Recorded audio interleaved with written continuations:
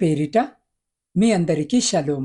ప్రియులారా, మీరు పోగొట్టుకున్నవన్నీ తిరిగి రావాలని రాత్రింబగళ్ళు ప్రార్థిస్తున్నారా? మీ ఆరోగ్యము, మీ ఆస్తి, మీ సంతోషము కోసము ఎదురు చూసి అలసిపోయారా? అయితే వినండి. బైబిల్ ఒక వింతైన రహస్యాన్ని చెబుతుంది. యోబు తన కోసము తాను ప్రార్థన చేసుకున్నప్పుడు ఏమీ జరగలేదు. కాని ఎప్పుడైతే తనను బాధపెట్టిన స్నేహితుల కోసము మోకరిల్లాడో అప్పుడే పరలోకపు ద్వారాలు తెరుచుకున్నాయి. ప్రియులారా, ఈ దినము వాక్య ధ్యానములోనికి వెళ్లే ముందు తలలు వంచి చిన్న ప్రార్థన చేసుకుందాం. పరిశుద్ధుడవైన మా తండ్రి, కృపాసత్య సంపూర్ణుడా, నీ పరిశుద్ధ నామానికి స్తోత్రాలు. ప్రభువా, ఈ సమయంలో నీ వాక్యాన్ని ధ్యానిస్తూ ఉండగా మా హృదయాలను తెరిచి ఉంచండి. మా ఆలోచనలను నీ వైపు తిప్పండి. అల్పుడనైన నన్ను నీ చాటున మరుగుపరిచి నీ ఆత్మ ద్వారా మాతో మాట్లాడండి. ఈ మాటలు వింటున్న ప్రతి బిడ్డ జీవితంలో ఒక గొప్ప మార్పు, ఒక గొప్ప విడుదల కలుగునట్లు సహాయం చేయండి. మమ్మల్ని మేము నీ హస్తాలకు అప్పగించుకుంటూ యేసు క్రీస్తు నామములో ప్రార్థించి అడిగి పొందుకొని ఉన్నాము తండ్రి. ఆమెన్. ప్రియులారా, ఈ దినము పరిశుద్ధ లేఖన భాగమును మనము గమనించినట్లయితే, యోబు తన స్నేహితుల నిమిత్తము ప్రార్థన చేసినప్పుడు యెహోవా అతని క్షేమస్థితిని మరలా అతనికి దయచేసెను. యోబు గ్రంథము 42వ అధ్యాయము 10వ వచనము. ప్రియ సహోదరి, సహోదరులారా, యోబు జీవితము అంటేనే సహనానికి మారుపేరు. అయితే యోబు 42వ అధ్యాయము వరకు మనము గమనిస్తే అతను తన బాధను, తన వేదనను, తన నీతిని దేవుని యందు ఉంచుతూ వచ్చాడు. కానీ 10వ వచనంలో ఒక అద్భుతమైన మలుపు కనిపిస్తుంది. యోబుకు అంతా పోయింది. ఆస్తి, అంతస్తు, బిడ్డలు, ఆరోగ్యము, చివరకు ఓదార్చాల్సిన స్నేహితులు కూడా నువ్వేదో తప్పు చేశావు కాబట్టే నీకు ఈ గతి పట్టింది అని విమర్శించారు. నిజానికి ఆ సమయంలో యోబు వారిపై కోప్పడటము సహజము. కానీ దేవుడు యోబు నుండి ఏమి ఆశించాడో తెలుసా? క్షమాగుణము. యోబు తన క్షేమస్థితి కోసము ప్రార్థించినప్పుడు దేవుడు కార్యము చేయలేదు. కానీ ఎప్పుడైతే తనను గాయపరిచిన ఆ ముగ్గురు స్నేహితుల నిమిత్తము మోకరిల్లి వారి పాపములను క్షమించమని దేవుడిని వేడుకున్నాడో అప్పుడే పరలోకములో యోబు బంధకాలు తెగిపోయాయి. మీ జీవితంలో కూడా విడుదల రావడం లేదని బాధపడుతున్నారా? బహుశా మీరింకా ఎవరినో క్షమించలేకపోతున్నారేమో ఆలోచించండి. మీ ప్రార్థన ఇతరుల కోసము మారినప్పుడు దేవుని కార్యము మీకోసము మొదలవుతుంది. ప్రియులారా, ఒక గ్రామంలో ఒక పేద విధవరాలు ఉండేది. ఆమెకొక్కడే కొడుకు. వాడు చాలా అనారోగ్యముతో ఉన్నాడు. ఆమె దగ్గర మందులకు కూడా డబ్బులు లేవు. ప్రతిరోజు కన్నీటితో ప్రార్థన చేసేది. ఒకరోజు ఆమె పక్కింటి వ్యక్తి ఆమెనిప్పుడు హేళన చేసేవాడు. తీవ్రమైన ప్రమాదానికి గురై ఆస్పత్రిలో ఉన్నాడని తెలిసింది. ఆమె తన కొడుకు బాధను పక్కన పెట్టి, దేవా, ఆ వ్యక్తిని రక్షించు, అతని కుటుంబము రోడ్డున పడకూడదు అని మనస్ఫూర్తిగా ప్రార్థించింది. ఆశ్చర్యము ఏమిటంటే, ఆ వ్యక్తి కోలుకున్నాక కృతజ్ఞతతో ఆమె ఇంటికి వచ్చి ఆమె కొడుకు వైద్యము కోసమయ్యే ఖర్చంతా తానే భరిస్తానని మాట ఇచ్చాడు. మీరు ఇతరుల కన్నీళ్లు తుడవడానికి సిద్ధపడితే దేవుడు మీ కన్నీళ్లను తుడవడానికి లోకాన్ని కదిలిస్తాడు. అవును ప్రియులారా, దేవుణ్ణి నమ్మిన వారందరూ కూడా కలిగి ఉండాల్సిన లక్షణాలలో ఒక లక్షణము ఏంటి అంటే క్షమించే హృదయము కలిగి ఉండడం. మనము క్షమిస్తే మనం అభివృద్ధి చెందుతాం. మనం వారిని బట్టి ఆయాసపడకుండా ఉంటే మనల్ని దేవుడు గొప్ప చేస్తాడు. ఈ రోజున నువ్వు ఎవరి ద్వారా నిందింపబడుతున్నావో, ఎవరి ద్వారా దూషింపబడుతున్నావో, ఎవరి వలన సమస్యలను ఎదుర్కొంటున్నావో, ఎవరైతే నిన్ను చిత్రహింసలు చేశారో వారు నీ దగ్గరికి వచ్చి క్షమించమని అడిగితే, లేదా నా కోసము ప్రార్థన చేయమని అడిగితే నువ్వు చేయగలవా? చేయగలిగితే నీవు నీ యొక్క అభివృద్ధిని, నీ యొక్క ఆశీర్వాదాలను చూస్తావు. దేవుడు లేని ప్రజలు దూషణ నరులకు ప్రతి దూషణ చేస్తారు. ఒక మాటకు రెండు అంటారు. నేనెందుకు తగ్గాలి అని ఆలోచిస్తారు. ఎలాగైనా ప్రతీకారము తీర్చుకోవాలని, ఎలాగైనా వారిని ఏదో ఒకటి చేయాలని పగతోనే జీవిస్తుంటారు. దాని వలన ఎవరికి నష్టం? వారికే కదా. ఒక ప్రాంతంలో ఇద్దరు వ్యక్తుల మధ్య గొడవ జరిగింది. ఆ గొడవలో ఒక వ్యక్తి ఇంకొక అతన్ని తీవ్రంగా దూషించి అందరి ముందు అవమానించాడు. ఆ అవమానింపబడిన వ్యక్తి ఆ విషయాన్ని మర్చిపోలేదు. అందరూ గొడవ సద్దుమణిగిందిలే అని అనుకున్నారు. కాని 2 రోజుల తర్వాత ఈ అవమానము పొందుకున్నటువంటి వ్యక్తి అతని దగ్గరికి వెళ్లి కొడవలితో నరికి చంపాడు. క్షమించలేక దానిని హృదయంలో పెట్టుకొని పగ తీర్చుకోవడం వలన ఏమైందో తెలుసా? 2 కుటుంబాలు నష్టపోయాయి. చనిపోయిన వ్యక్తి పిల్లలు తండ్రి లేని వారయ్యారు. చంపినటువంటి వ్యక్తి పిల్లలు తండ్రి ఉన్నా జైలుకు వెళ్లడం వల్ల రోడ్డున పడ్డారు, అనాథలయ్యారు. అందుకే దేవుడు వాక్యము ద్వారా తన బిడ్డలైన వారికి చెబుతున్నాడు, నేను మీతో చెప్పినదేమనగా, మీరు పరలోకమందున్న మీ తండ్రికి కుమారులై ఉండునట్లు మీ శత్రువులను ప్రేమించుడి, మిమ్మును హింసించు వారి కొరకు ప్రార్థన చేయుడి అని. యోబును తన స్నేహితులు 3 కూడా దూషించినట్లుగా మాట్లాడారు, ఇష్టానుసారంగా మాట్లాడారు. యోబు ఏదో తప్పు చేశాడు, అందుకే ఈ శిక్ష వచ్చింది అని పలికారు. తమకంతా తెలుసు అన్నట్లు ప్రవర్తించారు. కాని యోబు వాస్తవానికి ఏ పాపము చేయలేదు. ఈ రోజున ఈ లోకములో జీవిస్తున్న మన చుట్టూ ఉన్న వ్యక్తులు కూడా యోబు స్నేహితుల వలె ఉంటారు. మనం ఎప్పుడైనా నష్టపోయినా, ఏదైనా మనము కోల్పోయినా, పొందుకోలేకపోయినా అది మన తప్పే, మనము సరిగ్గా లేము, మనకు జ్ఞానము లేదు అని నిందిస్తూనే ఉంటారు కదా. అటువంటి వారిని బట్టి మీరు బాధపడకండి. దేవుడు వారికి తగినటువంటి బుద్ధిని చెప్తాడు.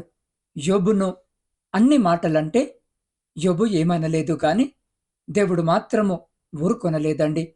దేవుడు వారి మీద కోప్పడ్డాడు. యోబు మీ పక్షముగా ప్రార్థిస్తేనే మీరు బ్రతుకుతారు, లేకపోతే మీరు బ్రతకరు అని వారిని హెచ్చరించాడు. ఇక వారి హృదయంలో భయం మొదలైంది. ఇన్ని మాటలు పలికిన మనల్ని యోబు క్షమిస్తాడా, మా కోసము ప్రార్థిస్తాడా అని. కాని యోబు అవేవి హృదయంలో పెట్టుకొనకుండా వారిని క్షమించాడు, వారి కోసము ప్రార్థించాడు. వాక్యము సెలవిస్తుంది, మీకు ఒకని మీద విరోధమైనను కలిగి ఉన్న ఎడల మీరు నిలబడి ప్రార్థన చేయనప్పుడెల్లను వానిని క్షమించుడే అని. యోబు అదే చేశాడు. అలా చేయడం వలన వారు దేవుని ఉగ్రత నుండి తప్పించుకున్నారు. అదే విధముగా యోబు కూడా ఆశీర్వాదాలు పొందుకున్నాడు. ఈ రోజున ఈ వాక్యము వింటున్న నా ప్రియమైన సహోదరి సహోదరులారా, క్షమించడం అనేది అంత సులభము కాదు. మనల్ని బాధపెట్టిన వారిని, మనల్ని కావాలని కష్టపెట్టిన వారిని, మనము కష్టాల్లో ఉన్నప్పుడు కనీసము మనపై జాలి చూపని వారిని క్షమించాలంటే కష్టమే, ఇబ్బందిగానే ఉంటుంది. కానీ దేవుడు సెలవిస్తున్నాడు, వారిని క్షమించాలి. అంత మాత్రమే కాదు, వారి కోసము ప్రార్థన చేయాలి. ఇది దేవుని బిడ్డలుగా మనకుండవలసినటువంటి లక్షణం. నీవు క్షమించే హృదయము కలిగి ఉండటము వలన నీకేమీ నష్టము లేదు, నువ్వేమీ కోల్పోవు. కానీ తప్పక దేవుడు నిన్ను, నీ కుటుంబాన్ని అత్యున్నతంగా ఆశీర్వదిస్తాడు, నీకు ఆరోగ్యం ఇస్తాడు, నిన్ను ఆర్థికంగా బలపరుస్తాడు. కాబట్టి మనము యోబు వలె క్షమించే హృదయము కలిగి ఉందాం. ప్రియ సహోదరి సహోదరుడా, దేవుడు యోబుకు పూర్వపు స్థితిని మాత్రమే ఇవ్వలేదు, రెట్టింపు భాగాన్నిచ్చాడు. యోబు తన మనసులో ఉన్న చేదును తీసివేసి ప్రేమతో నింపుకున్నాడు. కాబట్టే దేవుడు ఆ రెట్టింపు ఆశీర్వాదానికి అతన్ని పాత్రునిగా చేశాడు. మనము తరచుగా నా పరిస్థితి ఎప్పుడు మారుతుంది అని అడుగుతుంటాం.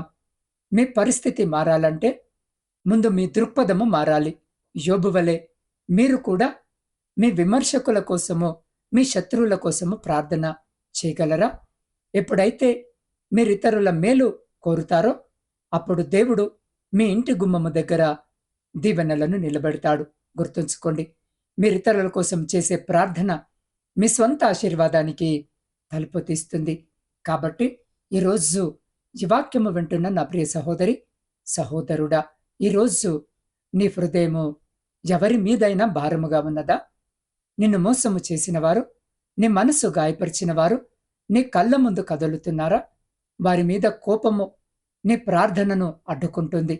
యోబు వలె ఈరోజు ఒక నిర్ణయం తీసుకో. ప్రభువా, నన్ను బాధపెట్టిన వారిని నేను మనస్ఫూర్తిగా క్షమిస్తున్నాను. వారిని దీవించు, వారి కష్టాల్లో తోడుగా ఉండు అని చెప్పగలిగే ధైర్యము నీకుందా?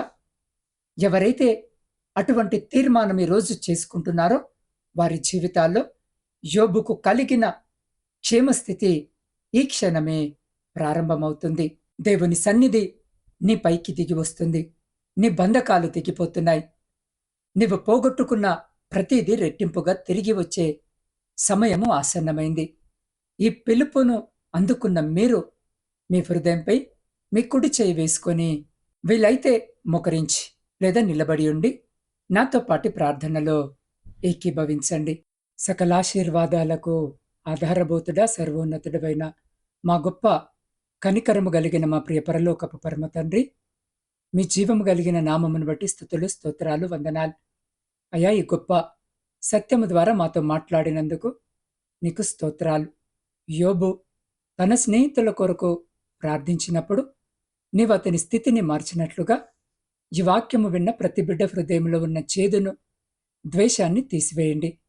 అయ్యా, మమ్మల్ని నిందించిన వారిని మేము ప్రేమించేలా మాకు హృదయ విశాలతను దయచేయమని వేడుకుంటున్నాం. దేవా, ఎవరైతే అనారోగ్యంతో ఉన్నారో వారి కొరకు ప్రత్యేకంగా ప్రార్థిస్తున్నాం. ప్రాముఖ్యంగా నా తండ్రి, క్యాన్సర్ వ్యాధి చేత, గుండె సంబంధిత వ్యాధి చేత, పక్షవాతము చేత, మూర్ఛ వ్యాధి చేత, కిడ్నీ సంబంధిత వ్యాధుల చేత, అంధకార సంబంధమైన శక్తుల ద్వారా పీడింపబడుతున్న ఇంకా అనేక రకాల మానసిక, శారీరక బలహీనతలతో బాధపడుతున్న ప్రతి బిడ్డను మీరు జ్ఞాపకము చేసుకొని మా కొరకు గాయపడిన మీ పరిశుద్ధమైన హస్తముతో తాకి శీఘ్రమైన స్వస్థతను, మంచి ఆరోగ్యమును బిడ్డలకు దయచేయమని వేడుకుంటున్నాం. దేవ, ప్రాముఖ్యముగా ఈ దినము జన్మదిన, వివాహ వార్షికోత్సవాలు జరుపుకుంటున్న ప్రతి బిడ్డను మీ నూతన దయా కిరీటం చేత ఆశీర్వదించండి. ఇతరాత్ర శుభకార్యాలు జరిగించుకుంటున్న బిడ్డలతో కూడా మీరుండి సంతోషకరమైన కుటుంబ జీవితమును బిడ్డలకు దయచేయమని వేడుకుంటున్నాం. దేవా, కుటుంబ పోషణకై పరాయి దేశాలలో ఉండి కష్టపడి పని చేసుకుంటున్న ప్రతి బిడ్డ రెక్కల కష్టారితమును రెండంతలుగా ఆశీర్వదించండి. అనేక మంది బిడ్డలు నా తండ్రి ఆయా దేశాల్లో ఉంటూ ఆ చోట వారు పని చేసుకుంటూ కావలసిన అనుమతులు లేక, అకామాలు రాక, వేదనతో కన్నీటితో ఈరోజు మీ వైపు చూస్తూ ఉండగా బిడ్డలతో మీరు మాట్లాడండి. అయ్యా, వారికి కావలసిన అకామాలు వచ్చేలాగున అక్కడున్న అధికారులతో మీరు మాట్లాడమని వేడుకొనిచున్నాం. దేవా, బిడ్డలు ఒంటరిగా ఉంటూ ఉండగా ఇలాంటి చెడు సహవాసాలకు వారు లోను కాకుండా వారి అడుగులను స్థిరపరచండి, బలపరచండి. వారి కుటుంబాలను కూడా జ్ఞాపకం చేసుకొని మీ కృపలో భద్రపరచమని వేడుకొనిచున్నాం. దేవ, ప్రపంచంలో శాంతిని, సమాధానాన్ని కలిగించమని వేడుకొనిచున్నాం. విడిపోయిన, విచ్ఛిన్నమైన ప్రతి కుటుంబాన్ని తిరిగి మీ పరిశుద్ధ నామమున జతపరచమని వేడుకొంచున్నాం. అయ్యా, నా ఆత్మీయ కుటుంబ సభ్యులందరినీ మీ పరిశుద్ధ పాదాల చెంతకు తీసుకొని వస్తూ ఉండగా ఈ దినము వారి ప్రార్థన విన్నపాన్ని మీరు ఆలకించి అంగీకరించి ప్రతి న్యాయమైన కోరికకు సమాధానము దయచేయమని వేడుకుంటున్నాం. ఆర్థిక ఇబ్బందులతో, కుటుంబ సమస్యలతో నాకు క్షేమం ఎప్పుడు కలుగుతుంది అని ఎదురు చూస్తున్నారో వారందరికీ యోబుకిచ్చినట్లుగా రెట్టింపు సంతోషాన్ని, సమాధానాన్ని ఇప్పుడే కలుగజేయండి. వారి కన్నీరును తుడవండి, వారి సరిహద్దులను విశాలపరచండి. ఈ వాక్యము వారి జీవితాల్లో నూరంతలుగా ఫలించినట్లు దీవించుమని మా రక్షకుడును మీ ప్రియకుమారుడైన యేసుక్రీస్తు అతి పరిశుద్ధ నామములో ప్రార్థించి స్తుతించి అడిగి పొందుకొని ఉన్నాము తండ్రి. ఆమెన్. ప్రియ సహోదరి, సహోదరులారా, ఈ సందేశము మీ హృదయాన్ని తాకినట్లయితే కామెంట్ బాక్స్లో కానీ నా వాట్సాప్ నంబర్కి కానీ ఆమెన్ అని టైప్ చేసి పంపండి. ఈ వీడియోను కనీసము ముగ్గురికైనా షేర్ చేయండి. ఎందుకంటే ఎవరి విడుదలైన మీ షేర్లో ఉండవచ్చు. మరిన్ని ఆత్మీయ సందేశాల కోసము నా ఛానల్ని సబ్స్క్రైబ్ చేసుకోండి. దేవుడు మిమ్మలను దీవించునుగాక.